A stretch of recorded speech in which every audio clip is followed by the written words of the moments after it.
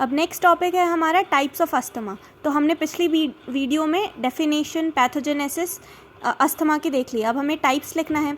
तो 3 टाइप्स हैं अस्थमा के, ठीक है। एक्सट्रिंसिक अस्थमा, इंट्रिंसिक अस्थमा और मिक्स्ड अस्थमा। एक्सट्रिंसिक अस्थमा को हम एटॉपिक अस्थमा भी कहते हैं, इंट्रिंसिक वाले को नॉन एटॉपिक कहते हैं, और मिक्स्ड वाला जो कि इन दोनों का मिक्सचर है ना, जैसे कोल्ड से हो सकता है, एक्सरसाइज की वजह से और इमोशनल स्ट्रेस की वजह से जो होता है, ठीक है। तो टाइप्स हेडिंग डालेंगे, टाइप्स ऑफ अस्थमा, फिर एक्सट्रिंसिक, इंट्रिंसिक और मिक्स टाइप, ठीक है।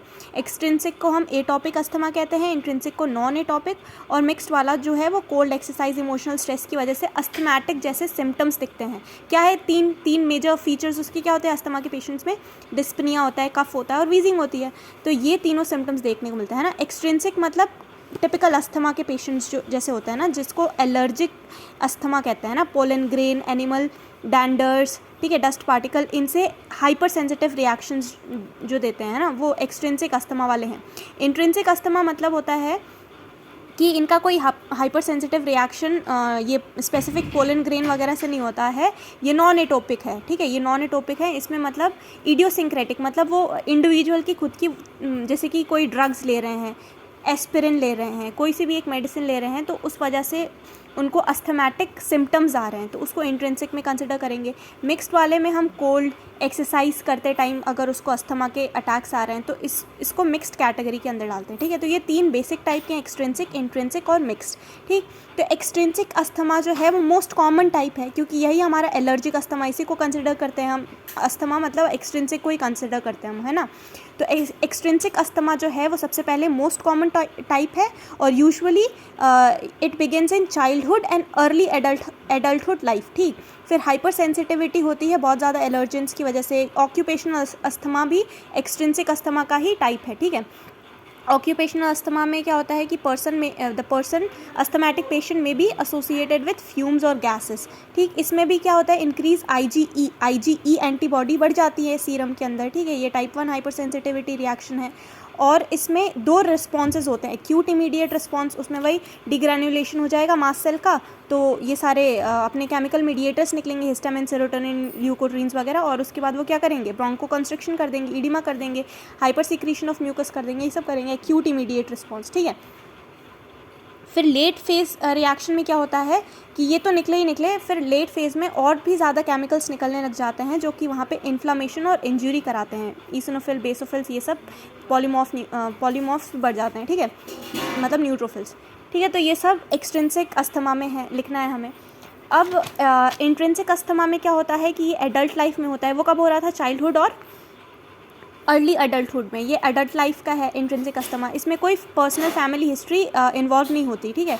पर एक्सट्रिंसिक अस्थमा जो होता है उसमें पर्सनल फैमिली हिस्ट्री भी इन्वॉल्व रहती है, ठीक है। और नेगेटिव स्किन टेस्ट होता है, इसमें सीरम लेवल जो है आईजीई जो है वो नॉर्मल रहता है, वहाँ पे एलिवेटेड था। यहाँ पे अपर रेस्पिरेटरी ट्रैक्ट के इन्फेक्शंस होते हैं, नेजल पॉलिप वगैरह, क्रॉनिक ब्रोंकाइटिस, ये सब देखने को मिलता है। वहाँ पे ये सब नहीं है एक्सट्रिंसिक वाले में। हमारे मेन वाले में नेजल पॉलिप से क्या एसोसिएशन है? कुछ भी नहीं है।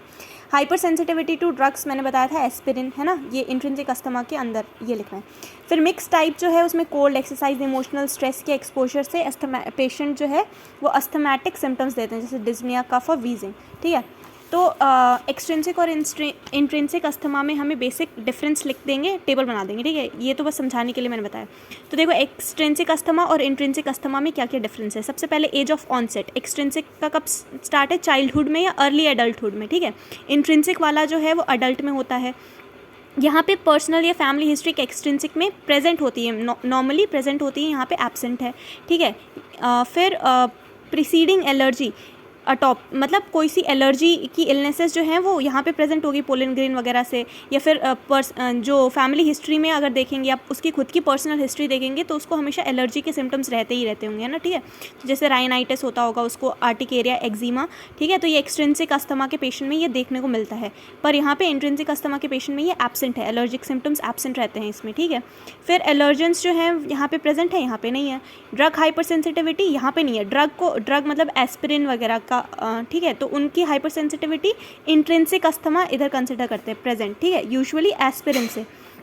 फिर serum IgE level, IgE antibody किस में बढ़ी रहेगी? एक्सट्रिंसिक, हमारे मेन अस्थमा वाले में आईजीई एंटीबॉडी बड़ी एलिवेटेड रहती है और यहाँ पे नॉर्मल है, ठीक है।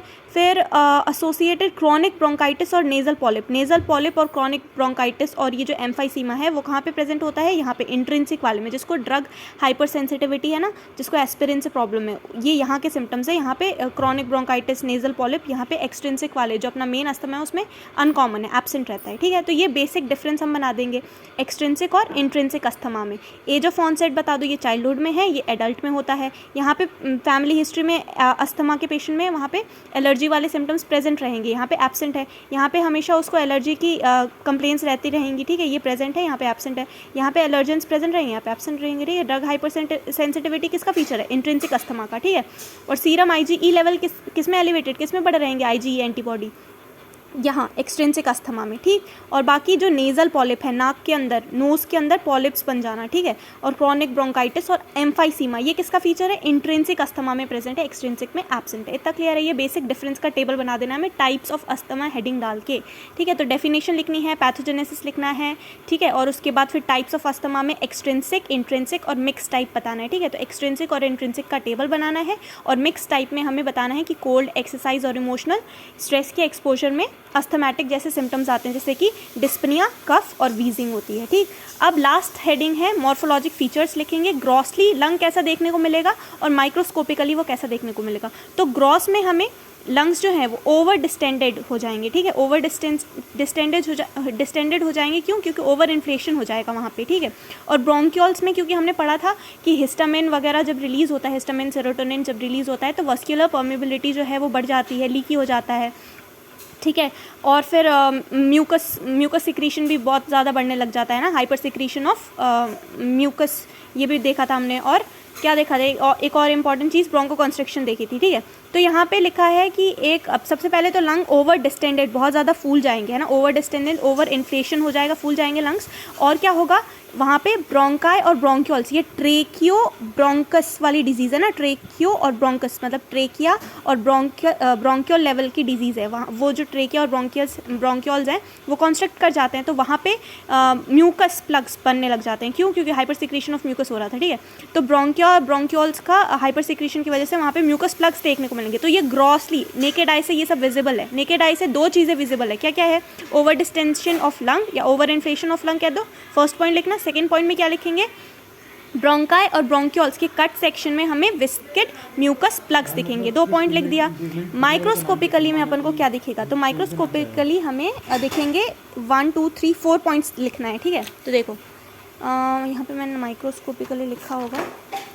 तो माइक्रोस्कोपिकली में सबसे पहले लंग्स का तो बता दिया ना मैंने कि ओवर डिस्टेंडेड, ओवर इन्फ्लेशन दिख रहा है, और ब्रोंकाई और ब्रोंक्यूल्स में विस्केड म्यूकस प्लग्स दिख रहे हैं। माइक्रोस्कोपिकली में हमें देखो सबसे पहले म्यूकस प्लग दिख रहा है, म्यूकस प्लग्स में हमें डीजेनरेटेड एपिथेलियम, अब हम माइक्रोस्कोपी देख रहे हैं उसकी, ठीक है। तो जो म्यूकस प्लग हमने देखा उसके भी अंदर देख रहे हैं, तो उसके अंदर हमें एपिथेलियम दिखेगा, और वो एक टाइप में दिखेगा, तो मतलब वो फोल्ड हो जाता है, ठीक है, स्ट्रिप्स के टाइप में, ट्विस्टेड स्ट्रिप्स के टाइप में एपिथेलियम दिखेगा, उसका नाम है क्रुशमैन स्पाइरल, ठीक है। तो क्रुशमैन स्पाइरल दिखेंगे। ये डीजेनरेटेड एपिथेलियम मतलब क्या होता है कि वहाँ पे इन्फ्लामेशन और इंजरी वगैरह हो गई है, तो वो जो टूटे फूटे एपिथेलियम है वो स्पाइरल के शेप में ऐसे हो जाते हैं, ठीक है। डीजेनरेटेड ट्विस्टेड स्ट्रिप्स होते हैं एपिथेलियम के, जिसको हम कहते हैं क्रुशमैन स्पाइरल। तो सबसे पहले ये देखने को मिलेगा हमें माइक्रोस्कोपी स्लाइड में, ठीक है, फर्स्ट पॉइंट ये देखने को मिलेगा। दूसरा क्या है, जो स्पूटम है, जब हम उसको एग्जामिनेशन करने के लिए जब हम उसका स्पूटम लेंगे तो स्पूटम के अंदर हमें क्या देखने को मिलेंगे, ईओसिनोफिल देखने को मिलेंगे, ठीक है।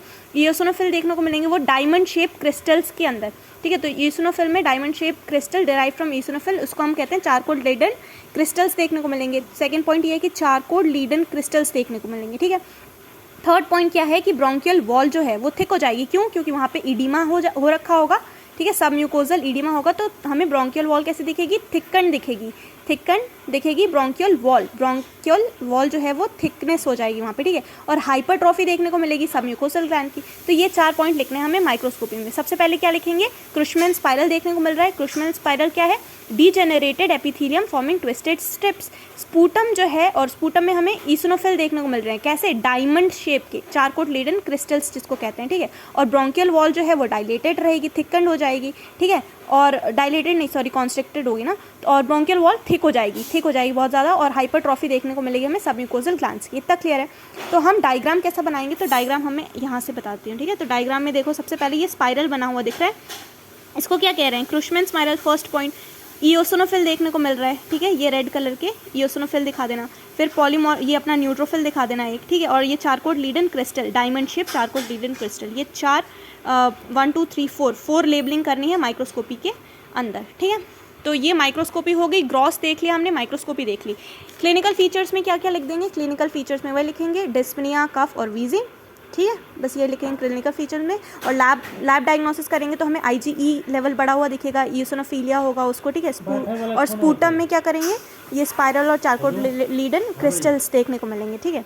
तो ये था पूरा 10 मार्क्स का अस्थमा, ठीक है। तो सबसे पहले डेफिनेशन लिखना है, डेफिनेशन, फिर पैथोजेनेसिस लिखना है, उसके बाद फिर टाइप्स लिखना है, फिर ग्रॉस, माइक्रोस्कोपी, और लास्ट में हमें क्या लिखना है, क्लिनिकल फीचर, ठीक है। क्लियर है।